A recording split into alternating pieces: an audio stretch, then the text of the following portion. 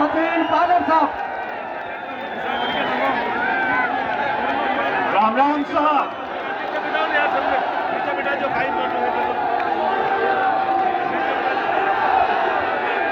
आज इस मारवाड़ की पवित्र धरती पर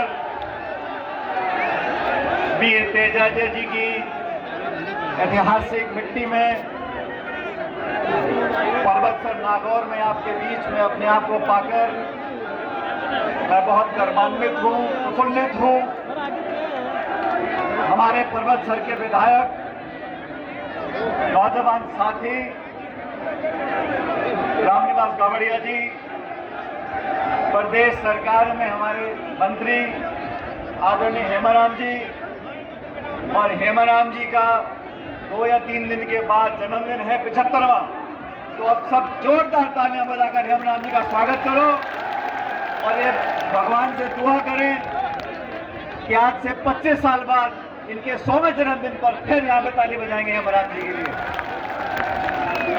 मुकेश भाकर जी, हमारे विधायक लाडनू से, हमारे पूर्व मंत्री और पूर्व विधायक नसीम जी, बनाराम जी, मीरा देवी जी प्रधान, रामनारायण जी प्रधान, विद्याधर जी चौधरी साहब, ज्योति खंडेलवाल जी, प्रशांत शर्मा जी, महेंद्र लापता जी, इरफान चौधरी जी, लक्ष्मण जी, ब्रिज किशोर बेराड़ा जी, पूर्वनाम चोयल साहब, गोपाल जी, राजूराम जी, कमल पकोलिया जी, अनिल चोपड़ा जी, मंच पर उपस्थित सभी नेतागण, और आज पर्वतसर में नागौर में इतनी बड़ी संख्या में पधारे हुए मेरे किसान भाइयों, आदरणीय बुजुर्गों, माताओं, बहनों और दोस्तों,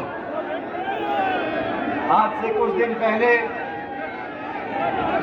रामनिवास जी जयपुर में मुझसे मिलने आए थे और इन्होंने कहा कि मेरे क्षेत्र में नागौर में हम सब किसान भाई मिलकर एक संदेश देना चाहते हैं, संकल्प देना चाहते हैं और एक किसान सम्मेलन का आयोजन हम करना चाहते हैं।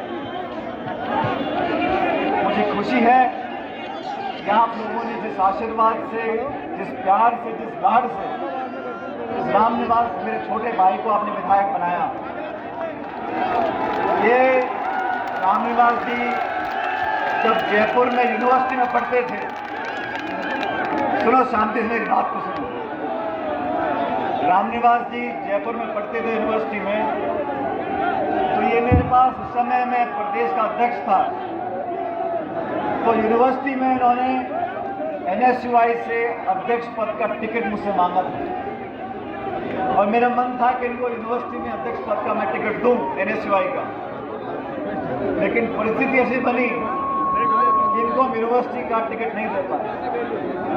लेकिन 2018 के विधानसभा चुनाव आए और मैंने दिल्ली में जाकर राहुल गांधी जी को बोला, सोनिया गांधी जी को बोला, मैंने कहा हमारे को कांग्रेस पार्टी को नौजवानों को ताकत देनी चाहिए। और उस समय मैंने मुकेश जी और रामनिवास जी को मैंने कहा, रामनिवास मैं तुम्हें यूनिवर्सिटी का टिकट तो दे नहीं पाया, मैं तुझे MLA का टिकट दूंगा और मैं धन्यवाद करना चाहता हूँ आप लोगों का, जो आप लोगों ने भारी बहुमत से रामनिवास जी को विधायक बनाया।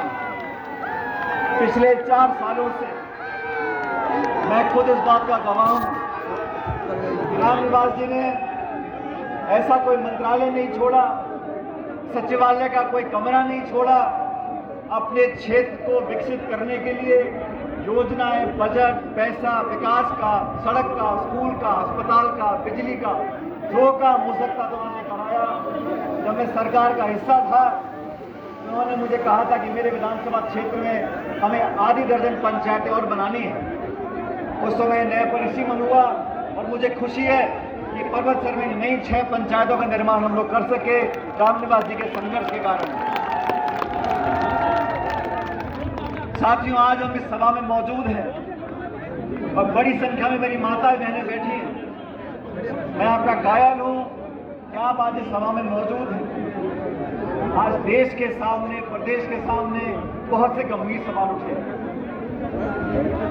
आप जानते हो, इस देश में 2/3 आबादी जमीन पर, कृषि पर निर्भर है और किसानों की व्यवस्था को बेहतर बनाने का वादा बीजेपी ने केंद्र सरकार बनाने से पहले किया था। आज लगभग 8.5 साल पूरे हो गए भाजपा की सरकार दिल्ली में बनी और किसान के जो हालात हुए हैं, ये वो सरकार है जिसने सरकार बनने से पहले कहा था कि हम किसान की आमदनी दुगनी करेंगे। मैं पूछना चाहता हूं नरेंद्र मोदी जी से, मैं पूछना चाहता हूं दिल्ली की सरकार से, आपने किस किसान की आमदनी दुगनी करी है? आज किसान परेशान है। आज खाद, बिजली, पानी, सारी कीमतें बढ़ गई, महंगाई आसमान छू रही है। आपने किसान की मदद करने की जगह उस पर प्रहार किया और दिल्ली में 3 ऐसे कानून बनाने की कोशिश करी जिससे किसान की कमर टूट जाती है। वो तो धन्य देश का किसान जिन्होंने महीनों तक, साल भर तक धरना दिया दिल्ली की राजधानी में बैठकर और केंद्र की सरकार को मजबूर किया। वो तीनों काले कृषि कानून उनको वापस लेने पड़े और देश से माफी मांगनी पड़ी। जब ये कानून बने थे, पूरे प्रदेश में हम और आपने मिलकर सभाएं करी थी और केंद्र की सरकार को चुनौती दी थी। अगर किसान संगठित हो जाता है तो दुनिया की हर ताकत को हमारे सामने झुकना पड़ेगा।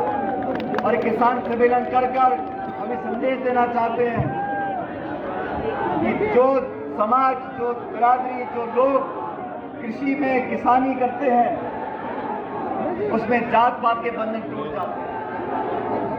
भाइयों, मेरी बात सुनो, मैं आपसे निवेदन कर रहा हूं, साथियों, शांति से करो। मैं मंच पर बैठा सोच रहा था कि रिश्ते कैसे अपने आप बनते चले जाते हैं। आज इस सभा के बाद मैं खरनाल में वीर तेजाजी महाराज के मंदिर में आशीर्वाद लेने के लिए, माथा झुकाने के लिए जा रहा हूं। और मैं याद कर रहा था, आज से 12 साल पहले जब मैं केंद्र की सरकार में मंत्री था, तब मुझे सौभाग्य प्राप्त हुआ कि मैं तेजाजी के नाम पर एक डाक टिकट जारी करूं। करनाल के मेले में 2010 की बात है, शायद भारत सरकार के माध्यम से मुझे सौभाग्य प्राप्त हुआ। मुझसे पहले बहुत मंत्री बने होंगे, मेरे बाद बहुत मंत्री बने थे, लेकिन ये तो ऊपर वाले की लीला है कि तेजाजी का जो डाक टिकट था वो मेरे हाथों जारी करने का मौका मुझे मिला।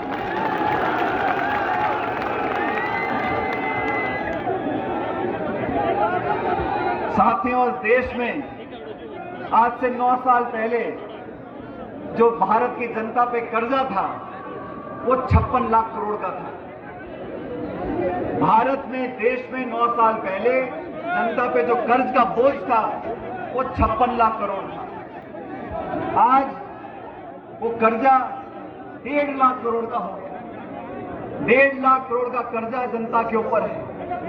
वो लोग जो बात करते हैं आम आदमी की, किसान की, उद्योग की, निवेश की, रोजगार की, आर्थिक प्रगति की, आज इस सम्मेलन के माध्यम से उसने पूछना चाहता हूं लोगों से कि आप सत्ता में काबिज हुए, अर्थव्यवस्था चौपट हो गई, नोटबंदी आपने कर दी, जीएसटी थोप दिया, महंगाई आसमान छू रही है, बेरोजगारी के रिकॉर्ड टूट रहे हैं, और आपने जो कानून बनाए, जमीन अधिग्रहण के खिलाफ आपने कानून बनाने की कोशिश करी, आपको वापस लेना पड़ा।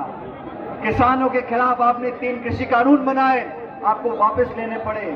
और फिर आपने क्या किया, क्योंकि हम सब नागौर में हैं, ये वो जमीन, वो धरती है जहां के बच्चे, जहां के बेटे वर्दी पहनकर हमारे देश की सीमा की रक्षा करते हैं।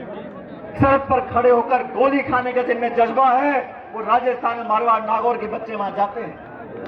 केंद्र की सरकार ने क्या किया, एक नई योजना बना दी, अग्निवीर की योजना।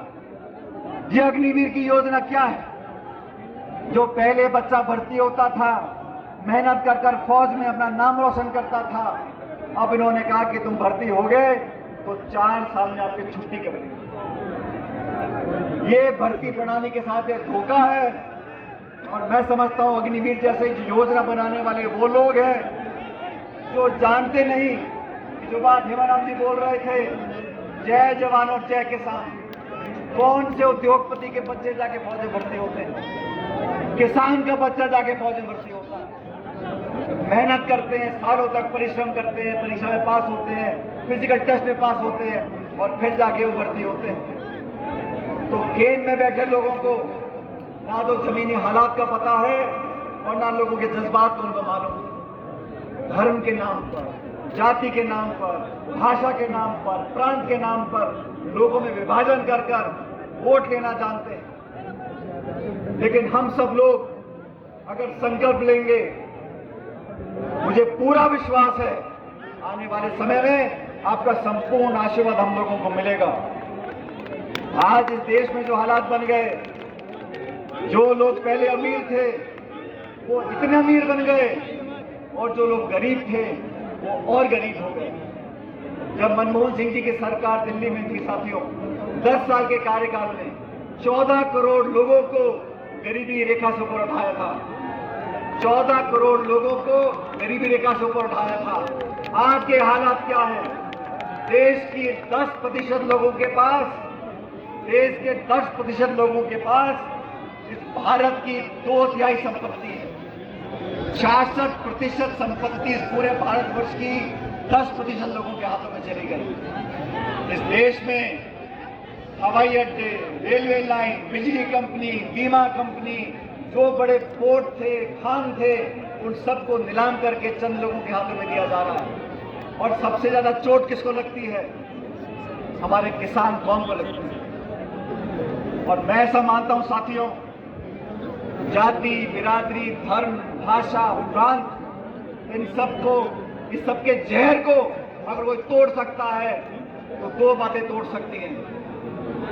पहली जवानी और दूसरी किसानी।